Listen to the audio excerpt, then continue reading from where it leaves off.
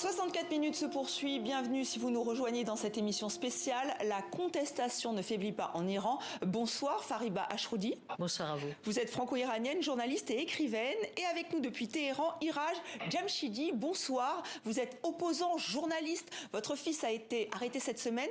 Vous avez accepté de nous parler à visage découvert. Vous n'avez pas peur pour vous, pour vos proches? Non, il n'y a aucun problème. Nous avons tout à fait le droit de pouvoir parler avec les personnes que je désire. Ce sont nos droits, nous pouvons le faire. Oui, mais votre fils est journaliste, il a été arrêté. De quoi est-il accusé? Mon fils, pour l'instant, ça n'a pas été évoqué au niveau de mon fils.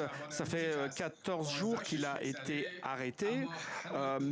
Mais pour l'instant, nous n'avons pas eu d'explication à ce sujet. Pourquoi il a été arrêté et pourquoi dans une situation telle qu'une arrestation à 2h30 du matin, et ils ont cassé la porte et ils l'ont arrêté avec un nombre important d'intervenants. Ils étaient plus de 10 personnes. Ils ont fait intrusion dans la maison et ils ont donc confisqué son ordinateur, ses écouteurs, sa tablette et ils l'ont donc arrêté assez violemment, on peut le dire. Il a été menotté par derrière, les mains derrière le dos et ils l'ont emmené avec eux. Est-ce que c'est lié au mouvement de contestation qui a lieu en ce moment? Sûrement, il y a un rapport parce que mon fils fait partie du mouvement international des journalistes et il est aussi rédacteur d'un website. Et aussi avec d'autres médias, aussi bien à l'intérieur de l'Iran qu'à l'extérieur. Et donc il continue à converser avec ces médias qui suivent les actualités et il s'exprime de manière avec beaucoup de courage, il exprime ses opinions et je pense que tout cela est très lié parce qu'il y a beaucoup de journalistes qui sont emprisonnés dans les prisons et mon fils fait partie de ces personnes, bien que sa situation est un peu différente de la situation des autres, malgré cela. Alors les images qui nous arrivent d'Iran sont inédites, ces femmes qui se coupent les cheveux, qui jettent leur voile, et à leur côté il y a ces hommes. Vous qui êtes à Téhéran, comment est la situation sur place?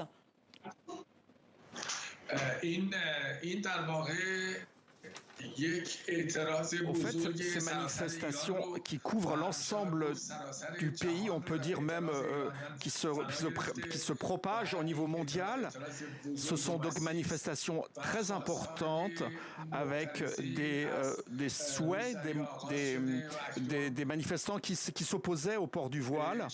Donc cela a commencé par cela et maintenant ça a atteint des niveaux supérieurs pour que cela a fédéré la population pour qu'ils s'expriment lors de ces manifestations. Iraj Jamshidi, d'autres contestations, d'autres mouvements de contestation ont été violemment réprimés. Je pense à 2009, à 2017, à 2019. Est-ce que vous êtes inquiet pour la suite? Oui, évidemment.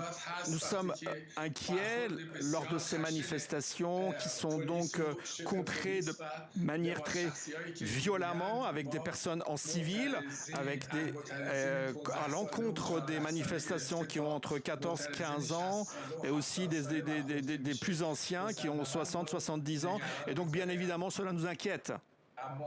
Mais ces inquiétudes, nous allons les supporter pour pouvoir continuer ces manifestations.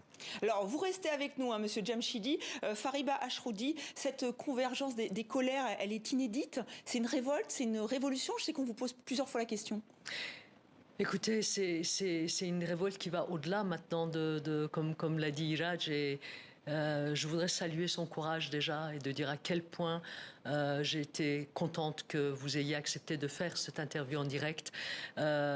Il l'a dit, je le dis effectivement, ça va au-delà maintenant. Comme je l'ai dit souvent, l'ensemble de la population iranienne pointe maintenant réellement le pouvoir théocratique en Iran. C'est-à-dire toutes les couches sociales, les jeunes, les moins jeunes, c'est vraiment une lame de fond? Absolument. Il y a quand même, le régime a encore a quand même ses supporters également du côté des purs et durs. Mais disons que depuis que les réformateurs n'ont pas pu vraiment ouvrir un tout petit peu comme ils le souhaitaient, ne serait-ce que pour pouvoir continuer à diriger le pays, là, c'est devenu un mouvement de contestation, à mon sens en tout cas, qui vise la théocratie. Et nous sommes en direct donc de Téhéran avec vous, Iraj Jamshidi. C'est vrai qu'en plus, c'est une contestation 2.0. Nous sommes ravis de pouvoir vous contacter car les autorités iraniennes tentent de ralentir cette connexion Internet. Est-ce le pire qui pourrait arriver, une répression à huis clos?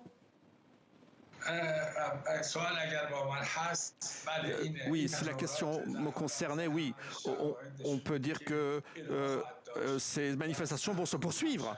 Et malgré les répressions de plus en plus effectuées de manière violente, ce régime ne correspond pas finalement à la couche de la société actuelle iranienne. Et aujourd'hui, il ne recule devant rien. Alors pour contrer les manifestations, et quelles que soient les manifestations effectuées, ils essayeront d'étouffer violemment ces manifestations. Mais la différence cette fois-ci des manifestants par rapport aux autres manifestations, c'est qu'en fait, c'est devenu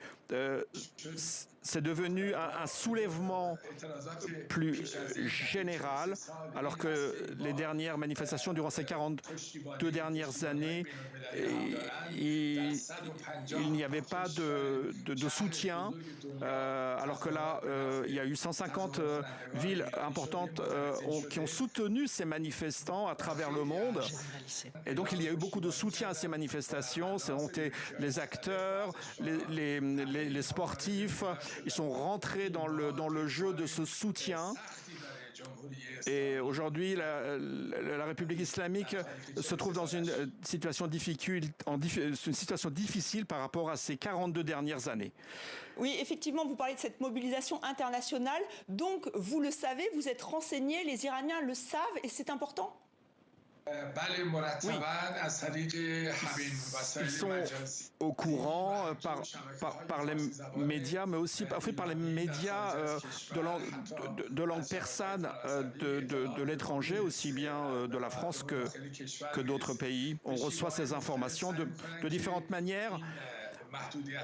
On essaye de pouvoir contourner les problèmes liés à Internet et de ce fait, ces restrictions vont être contournées pour pouvoir accéder aux informations et de ce fait pouvoir transmettre les films, les vidéos, pouvoir les transmettre à l'étranger comme ils le font tous les soirs. Et comment aller plus loin? Qu'est-ce que vous attendez de la communauté internationale? Si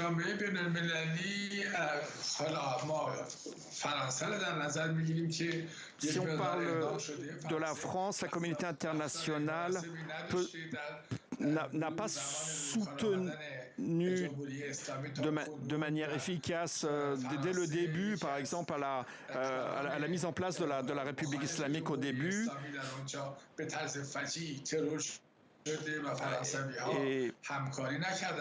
Et les Français n'ont pas vraiment aidé la population iranienne de l'époque. Et maintenant, j'espère qu'il y a eu des changements, que le comportement a été modifié, que le ministère des Affaires étrangères a aussi modifié le comportement. Alors, quel que soit le moyen de soutien pour pouvoir contrer la République islamique, quelle que soit la manière, cela peut donner des coups, peut aider de ce fait la population iranienne qui a ses souhaits en place depuis 42 ans, pouvoir accéder à leur désir depuis tout ce temps-là. Vous êtes prêt à aller jusqu'où? Personnellement, moi je suis journaliste, je peux faire au niveau des médias, au niveau de Internet, Instagram, en tout cas par les réseaux sociaux et par les médias, je peux, pour pouvoir exprimer les différentes analyses qui sont effectuées en Iran et pouvoir transmettre ces informations, les changements qui ont lieu dans mon pays. Merci infiniment Iraj Jamshidi d'avoir été avec nous en direct depuis Téhéran. Merci Fariba Ashroudi, vous êtes optimiste pour la suite?